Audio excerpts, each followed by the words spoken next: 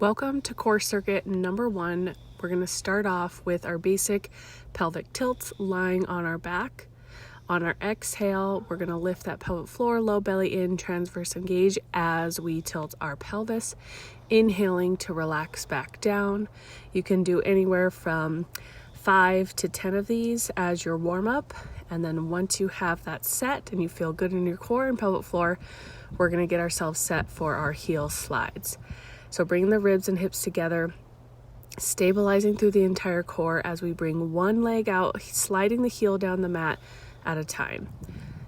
If your mat is really sticky, you may not be able to necessarily slide your heel down the mat.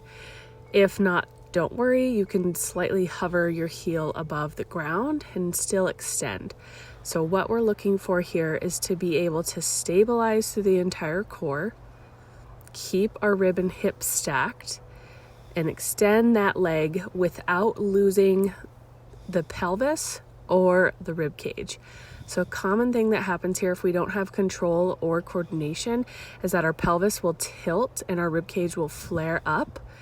I'm not demonstrating that necessarily right now, but just something to look out for if your belly starts to round and your ribs start to thrust. Before moving on to the next, I love to stretch out and lift my rib cage on purpose before starting these overhead arm reaches.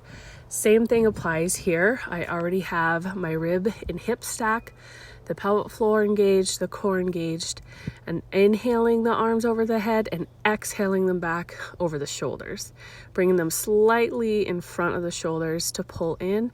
I can use my fingers and my hands to check in with that engagement.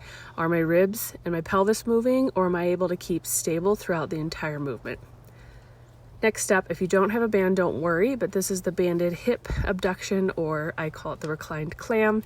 So you're gonna put a hip band above the knees, ground through the feet, get that stable base, ribs to hips, and then one at a time, you're gonna take one knee out to the side. You don't have to take this knee out super far. Again, the goal is to keep the pelvis stable, the rib cage stable, and just move one leg at a time without moving the other stable knee. So the leg that's grounded into the floor, we don't want to move that. We don't want to wibble wobble all around. We want to control the motion, just taking that knee out to the side just enough to feel that hip abductor. And if you do these right, trust me, you will feel them. Afterwards, take a nice stretch, straight leg stretch. You can do knees to the chest, taking those nice deep breaths.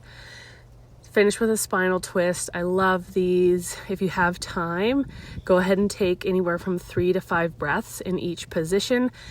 If you have the time, stay there longer, whatever your spine and core needs to relax. And then you can finish with a nice forward fold after this.